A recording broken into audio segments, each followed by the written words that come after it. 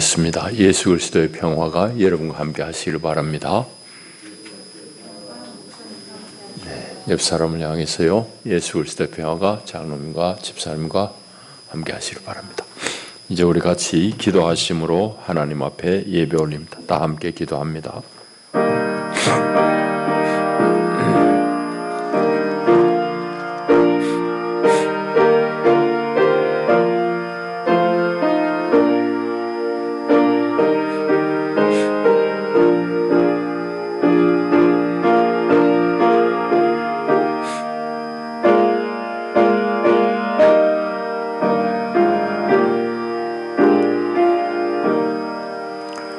나의 영혼아 잠잠히 하나님만 바라라. 물은 나의 소망이 그로부터 나오는도다.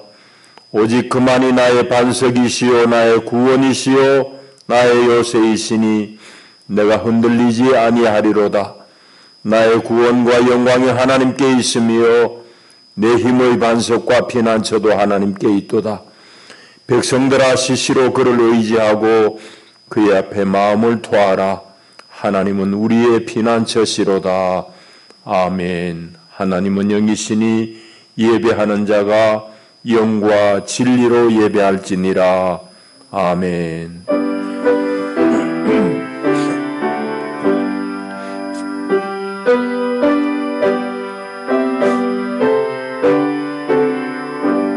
영원히 찬양받으실 주 여호와 우리 아버지 하나님, 놀라우신 능력과 크신 은총을 인하여 주께 영광 돌립니다.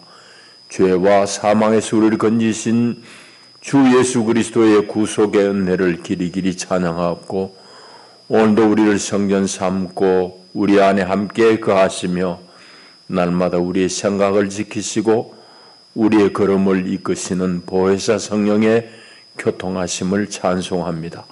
복된 날 주의 백성들이 주의 거룩한 전에 나와 우리 주를 기뻐하며 예배합니다. 하나님, 우리 예배를 기쁘게 받으시옵소서. 예배하는 주의 백성들 가운데 오늘도 하늘의 신령한 은혜로 옷 입혀 주시옵소서. 주 예수의 이름으로 기원하옵나이다. 아멘. 우리 일어나셔서 구장 찬송드립니다.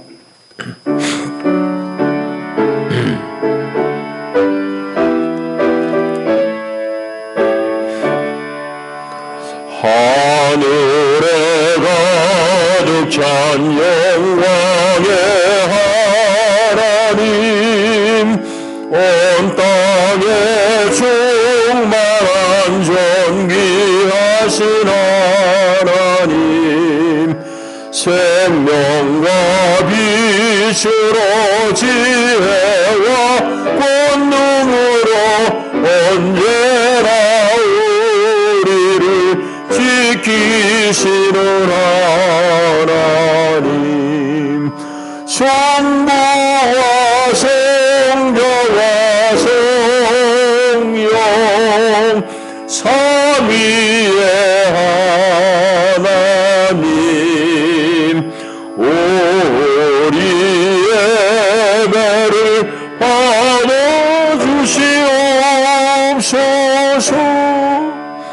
주 앞에 나올 때 우리 마음 기쁘고 그 말씀 힘내세 희망이 솟는다. 고난도 슬픔도 이기게 하시옵고 영원의 이때어 살아가게 하소서. 우리의 자랑과 기쁨 생명의 하나님, 우리의 예배를 받아주시옵소서.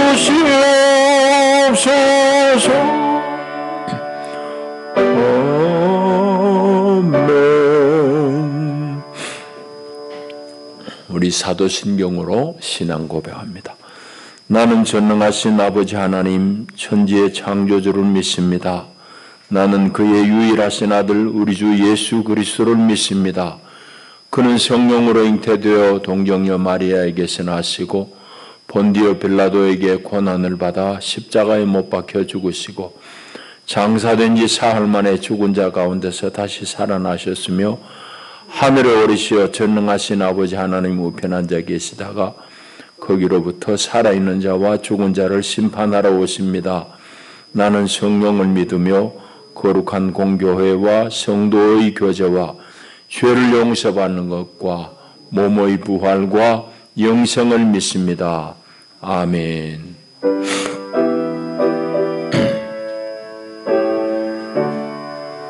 박소창 장로님 기도하겠습니다.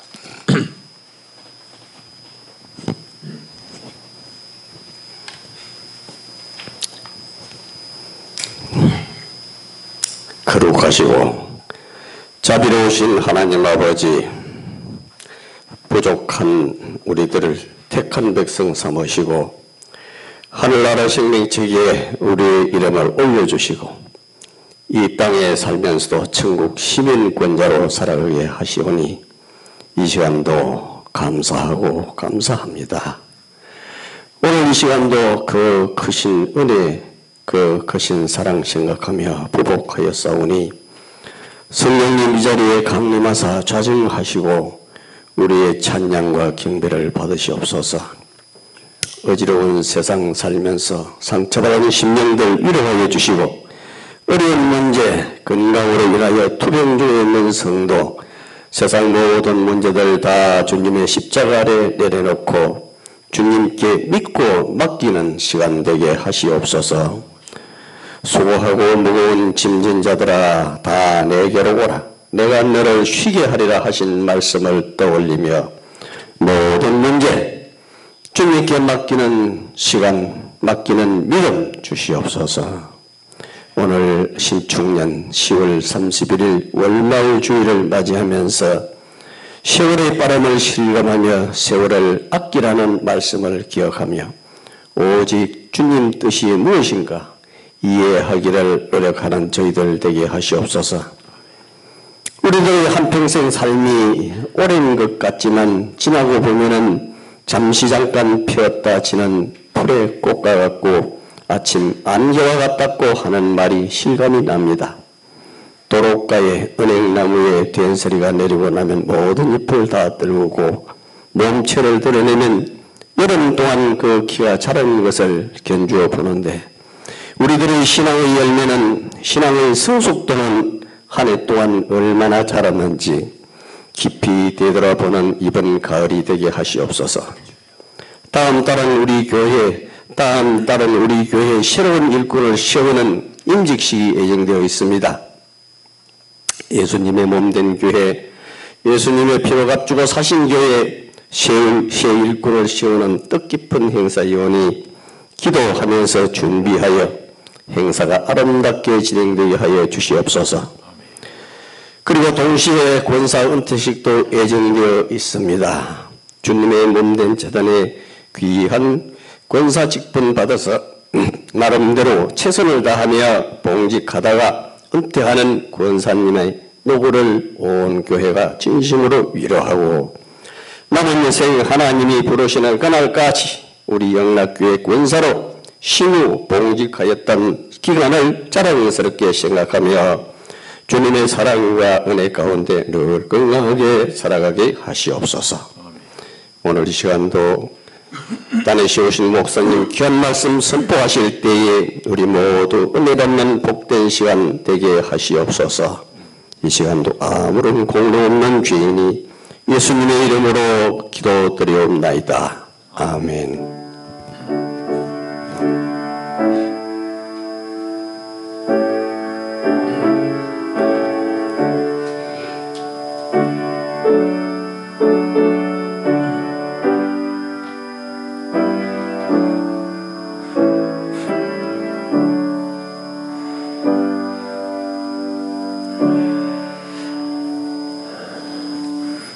하나님 말씀 구약 이사야 또 신약 마가복음 두 곳의 말씀을 봉독합니다. 먼저 이사야 40장 9절에서 11절까지 말씀 이제 봉독합니다. 아름다운 소식을 시온에 전하는 자여 너는 높은 산에 오르라. 아름다운 소식을 예루살렘에 전하는 자여 너는 힘써 소리를 높이라. 두려워하지 말고 소리를 높여 유다의 성읍들에 이르기를 너희의 하나님을 보라 하라.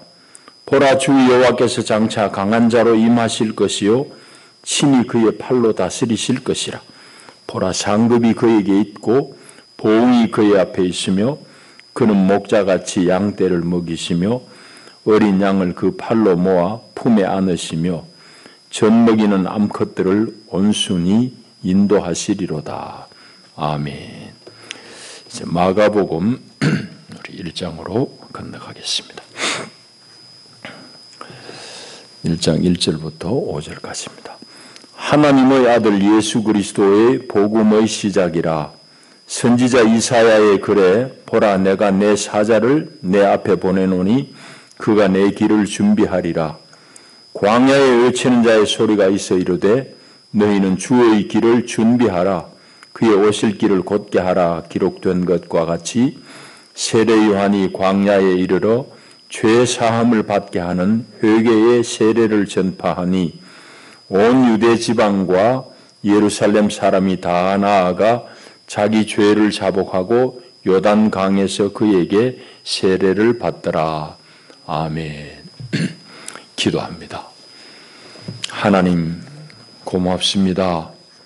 오늘도 우리를 주님의 보좌 앞으로 불러내시며 하나님 친히 예비하신 하늘의 신령한 양식으로 우리를 먹이실 것이니 또한 감사합니다. 주님이 이 시간 우리에게 주실 생명 양식을 고대합니다. 하나님, 우리에게 이 생명 양식으로 넉넉히 먹이시옵소서. 그리하여 우리가 참으로 하나님의 사람으로 넉넉히 이 세상을 극복하며 이기며 살게 하옵소서. 예수님 이름으로 기도합니다. 아멘. 이제 어디 가나 이제 다 고을 이름이 있고 또 뭐 도시 이름이 있고 그렇습니다. 지명이 다 있죠. 그런데 그 지명을 처음 지을 때에는 무언가 의미를 담고 무슨 연유가 있어서 그 이름을 지었을 것입니다. 그러니까 그 이름의 의미는 그 이름 자체 안에 있어요. 그런데 오랜 세월이 흐르다 보니까 사람들은 처음 그 지명을, 그 지역의 이름을 지을 때의 의미는 다 잊어버리고 이제는 그냥 그 지역을 상징하는, 그 지역을 가리키는 말로만 우리가 기억하고 있습니다. 그리고 우리도 역시 우리 후손들에게 그 이름만 전승해요. 그 의미는 빠뜨립니다. 참 저는 가끔 그런 생각을 해보면 안타까워요. 제가 이제 거창 와가지고 처음에 빼제라는 이제 그 골짜기 고개를 이름을 듣고는 빼제. 그 몇 사람한테 물어봤어요. 왜 빼제라고 그러냐? 대답을 아무도 안 해줘요. 뭐 거창 사람들 다 물어보진 않았지만 하여튼 답을 알 수가 없었어요. 근데 어느 날 등산을 하다가 친구들하고 이 덕유산 자락을 건너다가 보니까 한자로 돌 표지가 있는데 수령이라고 적혀 있어요. 수령. 빼어날 수, 수우미양 갈 때 수를 쓰더라고. 빼지 아무도 몰랐는데 이 말이 본래는 아주 빼어난 고개라서 옛날 사람들이 빼제 불렀구나. 한자 보고 알았어요. 우리 지금 한자를 잘 안 쓰니까 몰랐는데, 그러니까 옛날 빼제라는 이름을 지은 우리 선조들은 그 고개 넘어 무주 사람들이 거창으로 왔다 갔다 하다 보니까 너무너무 이쁜 고개예요. 그럼 빼제라고 했는데 그 이제 세월이 한참 수백 년 수천 년 흐르면서는 빼제라는 이름만 기억나지 그게 왜 무슨 의미인지는 다 잊어버려. 그런 게 뭐 부지기수입니다. 여러분 여기도 보세요. 당신 어디 사노? 대평리 삽니다. 지금 또 그게 한자말로 바뀌어서 대평리지만 그 동네 이름은 한들이에요. 한들. 옛날 사람들 그 왜 한들이라 했을까? 아주 크고 넓은 들이니까 한들 그랬어요. 근데 그런 거 다 잊어버리고 그냥 대평리 그래요. 우리는 꼭 마찬가지입니다. 우리가 이제 성경을 오늘 우리 시대에 읽고 있습니다. 성경은 쓰여진 지 뭐 한 3,000년 혹은 4,000년 혹은 이제 복음서라든지 짧은 거는 한 1900년쯤 전에 쓰여진 책들입니다. 그런데 성경의 용어들도 마찬가지예요. 세월이 한참 이렇게 한 1,000년 가까이 2,000년 가까이 흘러 지나놓고 난 지금 우리는 성경을 읽을 때 용어들을 그냥 우리식으로 그냥 읽어버려요. 원래 사람들이 그 말을, 그 용어를 쓸 때 어떤 의미를 담아서 썼을지는 우리 고민하지 않아요. 그러니까 성경이 본시 우리에게 하고자 하는 말을 우리가 놓치는 경우가 많아요. 그래서 성경 속에서 우리가 중요한 용어들은 잘 살펴보고 본래 그 사람들이 무슨 의도로 무슨 의미로 썼는지를 잘 궁리해 봐야 되는 이유도 거기에 있습니다. 오늘은 이 아침에 복음하고 회개와 관련해 가지고 그런 얘기를 좀 나누려고 그럽니다. 오늘은 주보에 있는 대로 종교개혁 기념주일입니다. 1517년에 마틴 루터가 종교개혁을 한 그 해를 기념해서 이제 종교개혁 기념주일로 우리 모든 개신교회가 지킵니다. 세계의 교회들이 10월 마지막 주일을 종교개혁 주일. 지금은 이제 교회가 스스로 개혁해야 된다는 그런 각성에서 교회개혁주일이라고 부르기도 합니다. 오늘 교회가 세상 가운데 어떤 존재인지는 제가 얘기 안 해도 우리 모두가 다 잘 알고 있습니다. 물론 그 가운데 참된 교회들도 많지만은 세상에 염려가 되는 교회들도 꽤 많이 있습니다. 그러면 왜 교회가 이렇게 잘못된 길로 들어섰을까? 뭐 여러 가지 이유도 있겠지만은 제일 근본적으로 우리가 근원적으로 따져봐야 될 것은 본래 성경이 우리에게 말씀하시는 그 의도, 의미를 왜곡하고 잘 못 알고 있기 때문입니다. 왜 그러느냐? 조금 전에 얘기했듯이 빼제라는 말을 처음 쓴 우리 선조들은 아주 이쁜 고개라는 의미를 담고 썼지만은 이게 1,000년, 2,000년 흘러버리니까 의미는 다 잊어버리고 그냥 높은 고개, 빼제 뭐 이렇게 불러버렸습니다. 성경의 용어도 마찬가지입니다. 우리가 깊이 의미를 살펴봐야 될 이유가 바로 거기에 있는데 오늘 우리 교회가 자꾸 태도가 흐트러지는 것도 복음이라는 말을 잘못 이해한 데서부터 출발했다고 저는 생각을 해서 오늘 아침에는 복음에 대해서 본래 복음이란 말을 쓴 우리 신앙의 선조들은 어떤 의미로 썼는가 그걸 우리 한번 추적해 보려고 합니다. 자, 복음에 대해서 이 얘기를 오늘 하려고 그러는데 복음이 뭐냐는 얘기를 해야 됩니다. 뭐든지 정의를 잘 내려야 되잖아요. 복음이 뭐냐? 오늘 우리가 읽은 마가복음 또 이사야 다 복음이라는 말이 나옵니다. 이사야는 이제 풀었었지만은 아름다운 소식 그랬지만 이건 복음입니다. 자, 그래서 오늘 읽은 마가복음에 보시면은 복음이란 말이 나와요.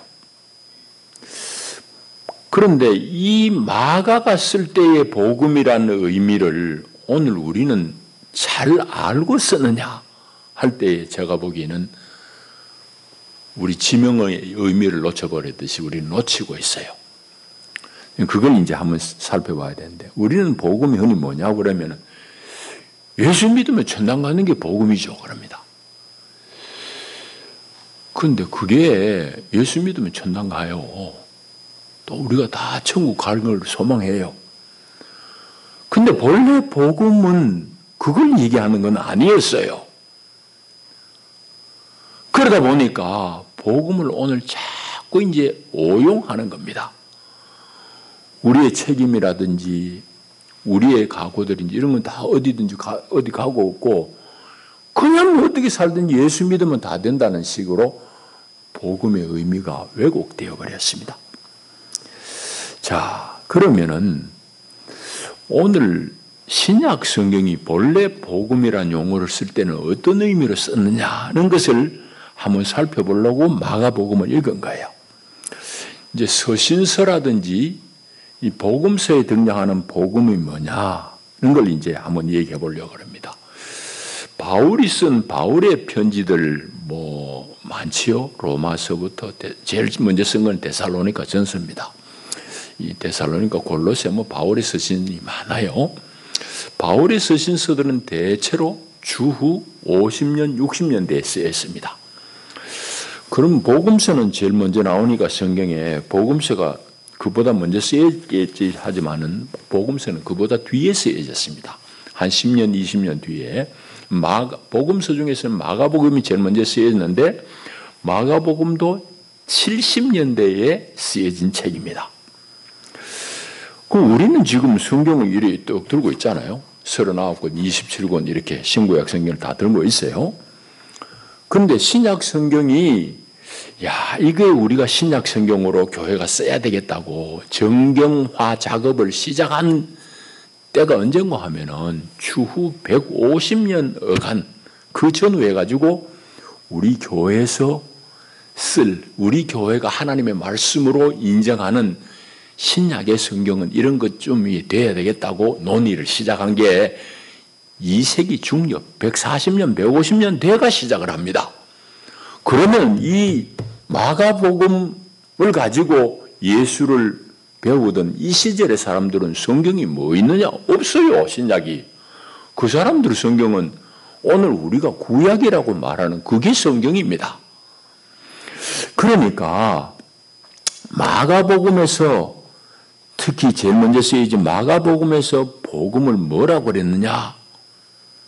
그럼 마가가 지어낼 수는 없잖아요. 이미 있은 용어를 가지고 설명할 수밖에 없어요. 그래야지 사람들이 알아먹으니까 이해되죠? 이미 그 사람들이 알고 있는 말로 설명을 해야 됩니다. 그 마가복음은 어떻게 시작하는가 하면은 하나님의 아들 예수 그리스도의 복음의 시작이라 하고 그렇게 이제 쓰고 있습니다. 그런데 그러면서 선지자 이사야의 글에 하면서 쭉 이사야의 글을 인용해요. 그런데 정확히 얘기하자면은 그 앞에 보라 내 사자를 내 앞에 보내노니 하는 것은 이사야의 말씀은 아니에요. 말라기 3장에 나오는 말씀입니다. 이제 3절에 나오는 광야에 외치는 자의 소리가 있어 하는 이 부분이 오늘 우리가 읽은 이사야 40장에 나오는 말씀의 인용입니다. 자, 그러니까 마가복음에서 예수 그리스도의 복음의 시작이라 해놔놓고는 구약 자기는 이사야라고 그랬지만 엄밀하게 얘기하면 말라기를 포함해서 구약의 말씀을 가지고 이제 설명을 해야 됩니다. 왜 그러면은 마가라 복음을 쓴 이 기자는 복음을 이사야서로 설명을 해야 됐을까? 그건 방금 이 얘기한 대로입니다.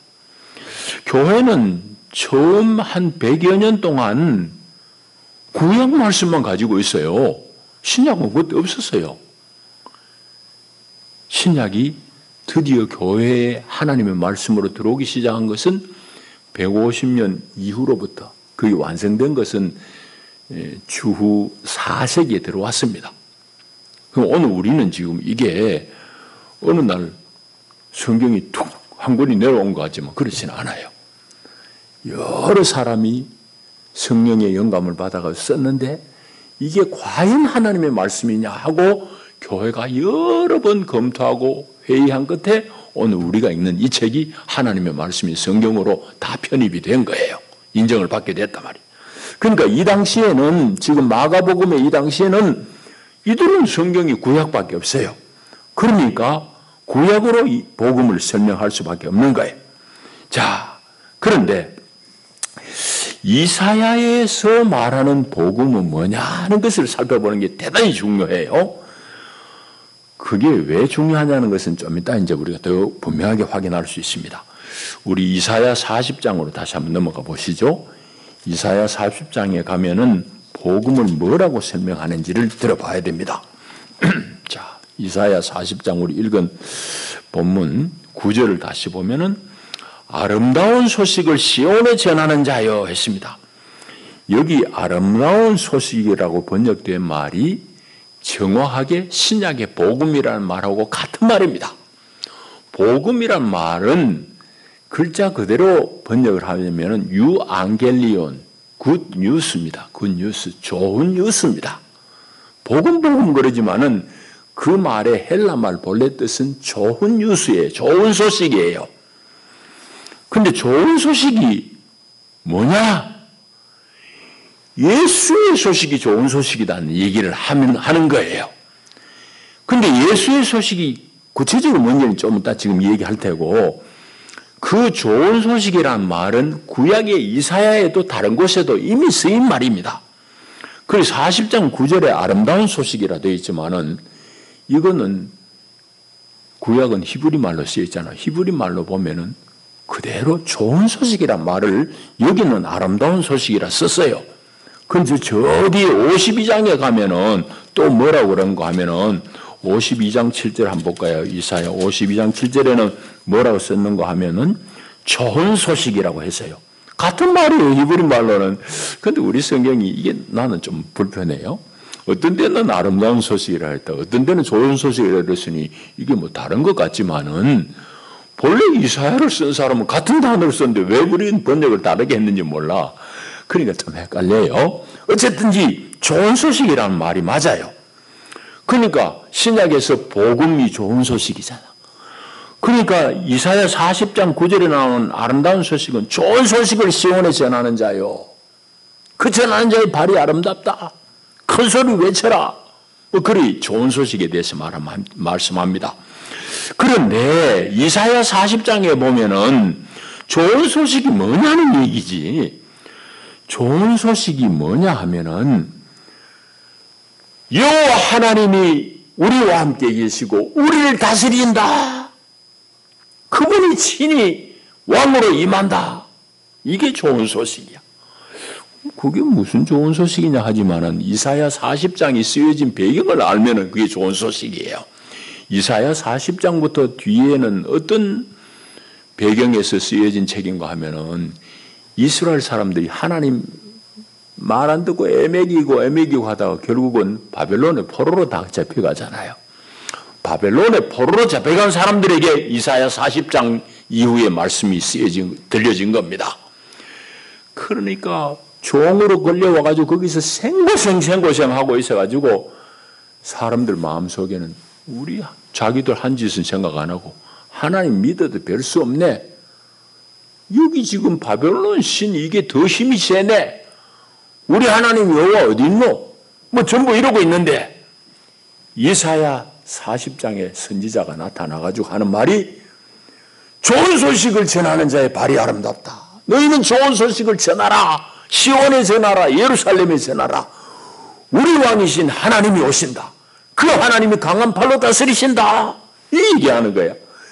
그러니까 구약에서의 좋은 소식은 뭐냐 하면은 하나님이 친히 우리의 주인이고 왕이 되셔서 하나님이 우리 가까이 오셔서 우리를 다스릴 것이다. 우리를 회복할 것이다. 이게 좋은 소식이야. 자, 이해되죠? 그러니까 구약에서의 좋은 소식의 핵심은 여호와의 통치가 가까웠다. 그 소식입니다. 우리로 말하자면은 우리가 일제 압제하에서 35년 전전긍긍 신음을 했는데 어느 날 보니까 일본이 항복했다더라는 소식이 막 라디오에 들려오는 거예요. 이게 좋은 소식. 그와 마찬가지로 구약의 이스라엘 사람들에게 종로로 타는 이스라엘 사람들에게 여호와의 다스림이 가까이 왔다. 이 소식을 전해라. 이 이야기입니다. 그러니까 복음이라는 것은, 좋은 소식의 핵심은 뭔가 하면은 하나님을 보라. 그분이 우리 왕으로 가까이 오셔서 다스린다. 그 얘기입니다. 자, 그런데 이제 첫 복음서인 마가복음, 복음서 중에 제일 먼저 쓰인 게 마가복음이라 했잖아요. 마가복음에서의 복음이 뭐냐? 오늘 1절에 나오고 읽진 않았는데 14절, 15절에 나옵니다. 자, 거기서 이제 우리가 복음을 도대체 이 처음 교회는 어떻게 이해했는지 복음의 의미를 살펴봐야 돼요. 1절에서 얘기하는 하나님의 아들 예수 그리스도 복음의 시작이라, 이 말은 예수님이 복음 그 자체인 거예요. 예수님의 선포와 그분의 사역이 바로 하나님의 통치가 이 땅에 임한 것을 보여주기 때문에 예수 그리스도 복음의 시작이라 쓰고는 이사야의 글을 인용하는 이유가 거기에 있습니다. 그러니까 이사야 때의 40장에 여호와를 보라, 여호와께서 우리 왕으로 가까이 오셔서 그 강한 팔로 우리를 이끄실 것이고 품으실 것이다, 그런 얘기를 했는데, 그게 이제 예수로 인해서 성취가 되었다는 걸 선포하는 겁니다. 자, 그러면서 14절에 보면은 복음을 더 구체적으로 얘기하는데, 14절에 보면 요한이 잡힌 후 예수께서 갈릴리에 오셔가지고 하나님의 복음을 전파하면서 하신 말씀이, 때가 찼고 하나님의 나라가 가까이 왔으니 회개하고 복음을 믿으라. 자, 그러니까 이 복음이라는 게 뭔지 이제 알겠죠? 복음은 뭐냐? 하나님의 통치, 하나님의 나라, 하나님의 다스림이 임하는 곳, 그게 우리에게 왔다 이 말이에요. 그게 복된 소식이다 이 말이에요. 지금 예수 당시에 이 이스라엘 사람들은 이사야 시대에는 바벨론의 포로가 됐지만, 지금 이 사람들은 포로는 아니지만 로마의 식민지야. 세계 최강 대국 로마의 식민지로 수탈 속에 사는, 다 뺏기고, 우리 일제시대도 농사 지어놓으면 다 가져가고, 쇠붙이 다 가져가 버리고, 소나무 송진 끌고 오라고 난리치고, 온 나라를 피폐에 빠뜨리듯이 로마의 압제하에서 이 백성들이 신음하고 있는데, 하나님의 나라가 가까이 왔으니 너희들이 이제는 회개하고 이 복음을 믿어라. 가까이 오는 하나님 나라의 소식을 너희들이 받고 그대로 살아라, 이 얘기입니다. 자, 그러니까 하나님, 예수님이 하신 말씀은 하나님 나라, 하나님의 다스림이 이제 우리 발 앞에, 우리 눈앞에 닥쳤으니 회개라, 그 얘기입니다. 자, 그게 이제 오늘 우리가 읽은 본문의 내용이에요. 그러면은 이렇게 복음을, 좋은 소식이란 게 하나님의 다스림이 가까이 왔다는 것을 본 사람, 믿는 사람들은 어떻게 살아야 될 것인가? 응답이 어떤 응답이 되어야 되느냐 하는 것이 바로 14절, 15절이에요. 그게 한마디로 얘기하면 회개예요, 회개. 그럼 회개가 또 뭘까? 예수가 바로 하나님이 보내신 왕으로 이 땅에 오신 분이고, 그분이 세상을 다스릴 것이니 이제는 예수를 주로 왕으로 알고 살아라. 그렇게 사는 게 회개다 이 말이에요. 그전에는 그럼 어떻게 살았어요? 사람들이 다 찌들어가지고 욕하고 살았지. 우리 하나님 믿어도 별 수 없네. 어쩌든지 수단 방법을 가리지 않고 내 배 채울 생각, 뭐 남 좀 적당히 속이더라도, 적당하게 거짓말 하더라도 내 잘 챙겨 먹고 살아야지. 뭐 하나님도 없는 것 같고, 전부 지 마음대로 자기가 주인 되어 살던 사람들에게 예수님이 오셔가지고 하나님의 나라가 가까이 왔다. 그러니 당신들 회개해라. 그리고 복음을 믿어라.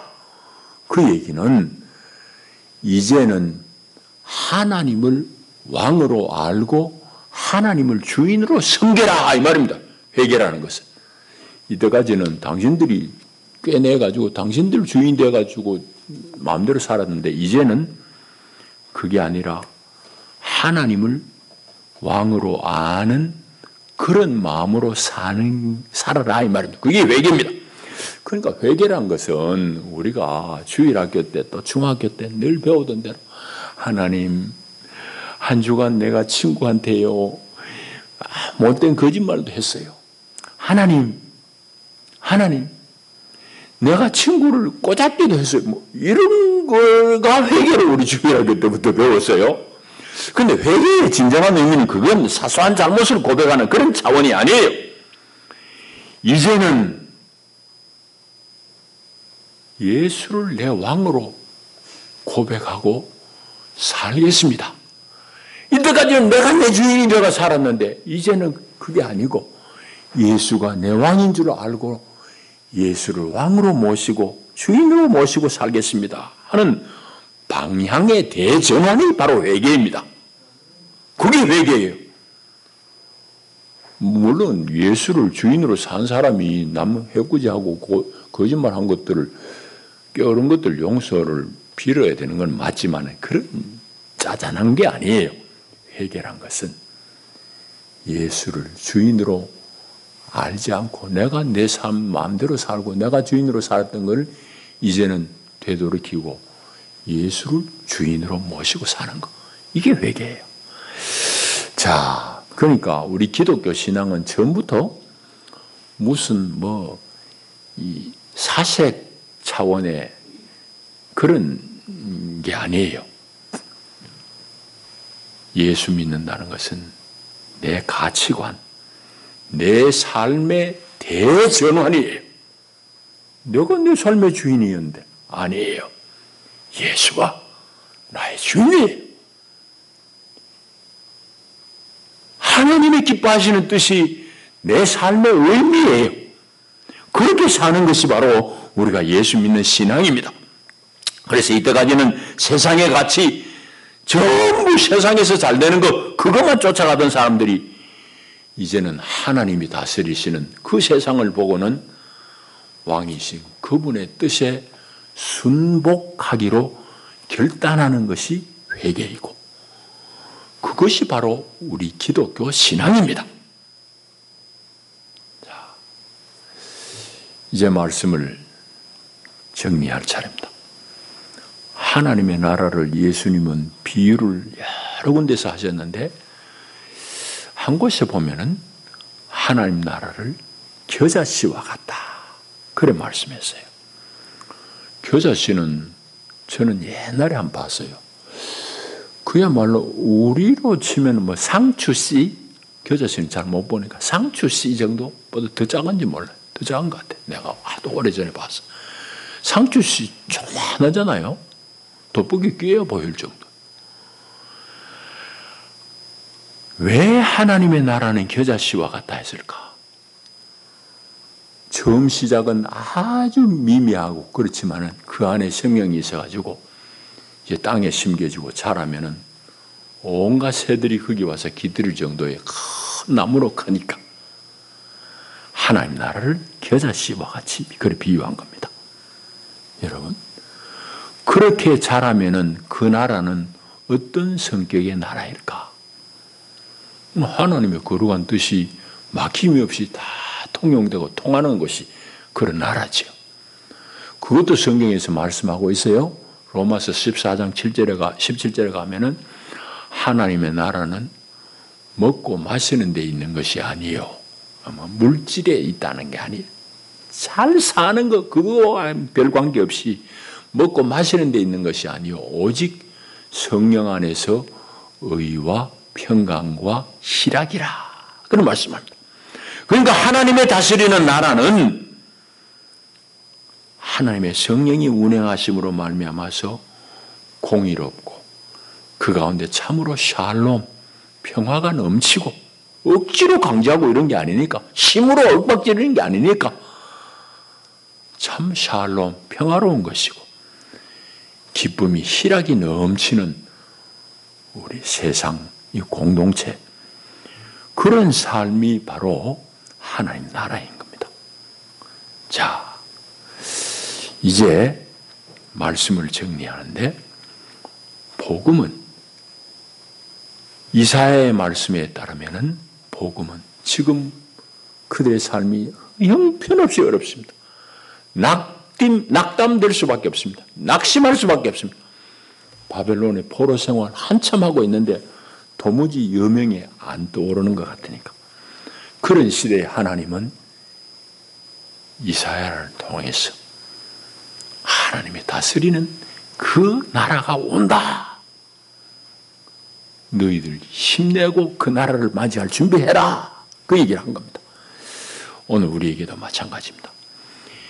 바벨론 포로 생활하는 사람들에게 이 이사야라는 제2 인물을 통해 가지고 이사야 40장 예의 말씀을 선포했던 것 같이 오늘 우리의 현실이 암담한 것 같고 도무지 어디에 뭐 뚫리는 것 같지 않은 그런 깜깜함 속에서도 하나님의 비밀한 통치, 하나님의 나라가 다가왔음을 우리는 성경을 통해서 감지하고 그 나라에 내 자신의 모든 것을 들여서 헌신하는 것. 이게 바로 하나님 나라를 사는 사람의 삶의 방식입니다. 예를 들자면 이런 겁니다. 우리 일제시대에 일제에 기생해가지고 적당히 시대가 바뀔 때마다 거기에 붙어가지고 먹고 잘 사는 사람들이 땅에서는 잘 살아요. 그런 사람들이 지금까지도 이어집니다. 친일했던 사람, 독재 정권 들었으니까 독재 정권에 또 기생해요. 거기부터 잘 살.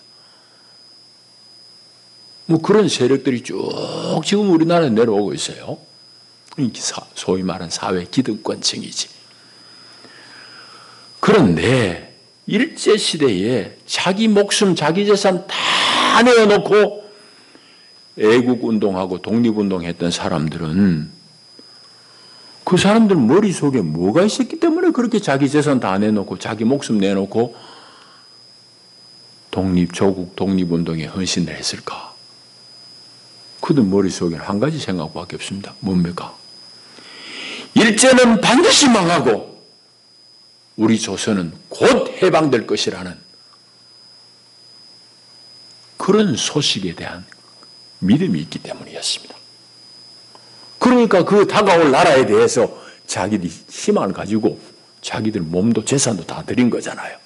반면에 어느 시대나 적당하게 권력자들에게 붙어가지고 지주문이 챙기려고 하는 사람들 많아요.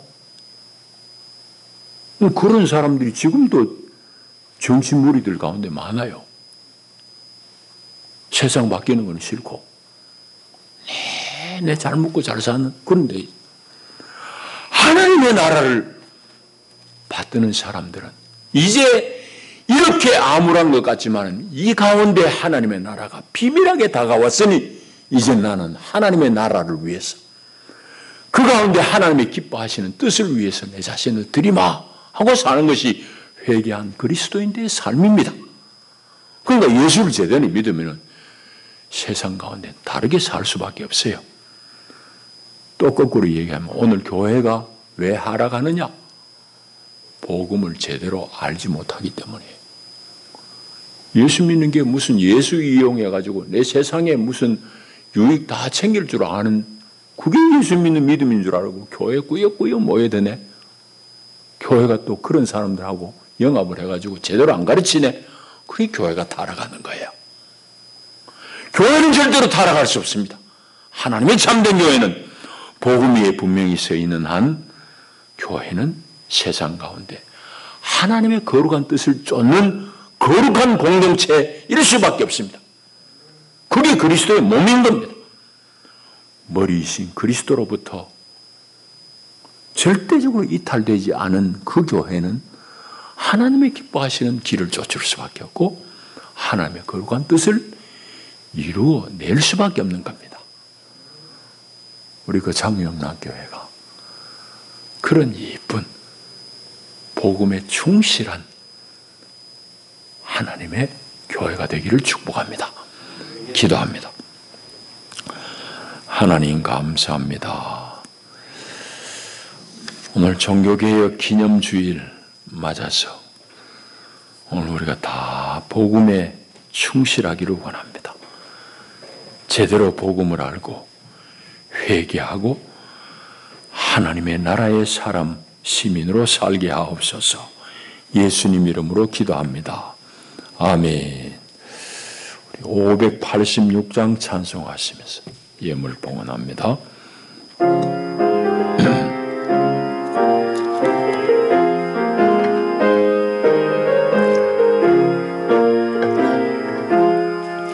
어느 민족 누구에게나 결단할 때 참과 거짓 싸울 때에 어느 편에 설 건가 주가 주실 새 목표가 우리 앞에 보이니 빛과 어둠 사이에서 선택하며 살리라. 악이 비록 성하여도 진리 더욱 강하다. 진리 따라 살아갈 때 어려움도 당하리. 우리 가는 그 앞길에 어두운 장막 하나님이 함께 계셔 항상 지켜주시리.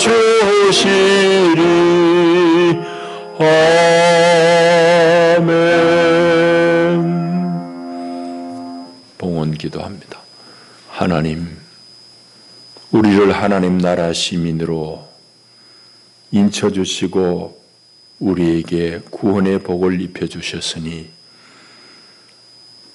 그 은혜에 감사하며 우리 온 몸과 마음을 하나님 나라를 위하여 드리겠습니다.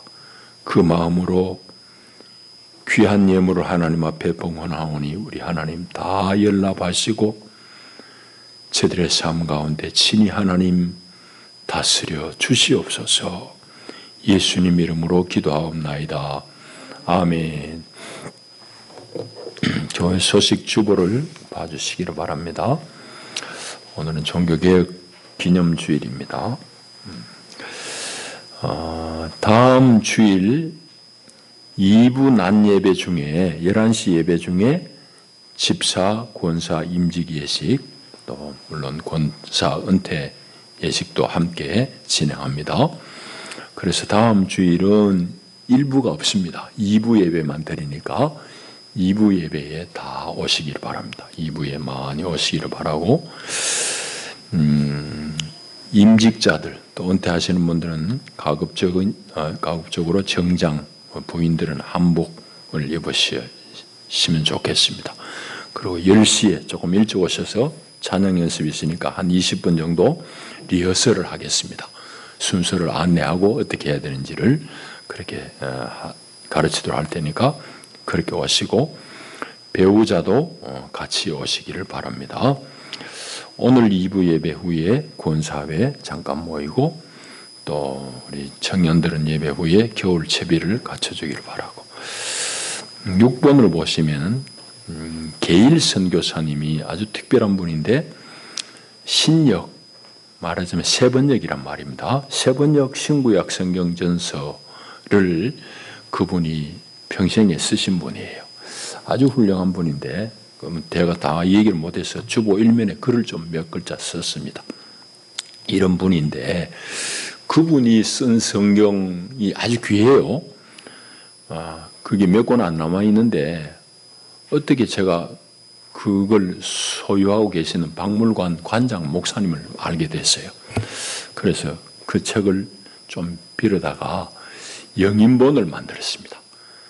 그래서 그 책을 조금 크기로 확대해서 그 책 그대로 하나 영인본을 만들어서 저한테는 이제 가보가 될 거지. 여러분들이 한 100년 전에 성경이 이런 거구나, 이런 성경이 있었네 하고 한번 여러분 구경해 보시고 읽어보시기 바랍니다. 그 성경이 특별한 점은 우리 한국인 운율에 맞게, 우리 말 술술 하듯이 아주 그렇게 번역한 좋은 번역입니다.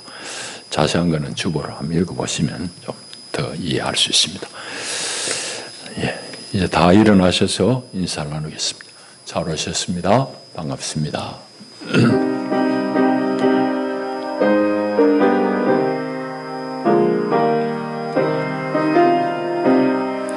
주 하나님이 나라를 지켜주시고 이 땅 위에 주의 나라 세워주소서. 이 민족을 은혜로서 주의 백성 되면서 우리 모두 구원받아 살게 하소서. 주 예수의 은혜와 하나님 우리 아빠의 다함이 없으신 사랑과 보혜사 성령의 위로하시고 일으켜 세우시는 교통의 은혜가 참으로 그 좋은 소식에 감탄에 맞지 않으며 하나님이 내 삶 가운데 다스리심을 고백하며 그 하나님 나라에 우리 온 몸과 우리 온 힘을 다 드리기를 결단하는 하나님의 사람들을 위해 저들의 경영하는 모든 일과 가정 가운데 이제와 영원히 함께 하시기를 축원하옵나이다. 아멘. 아멘.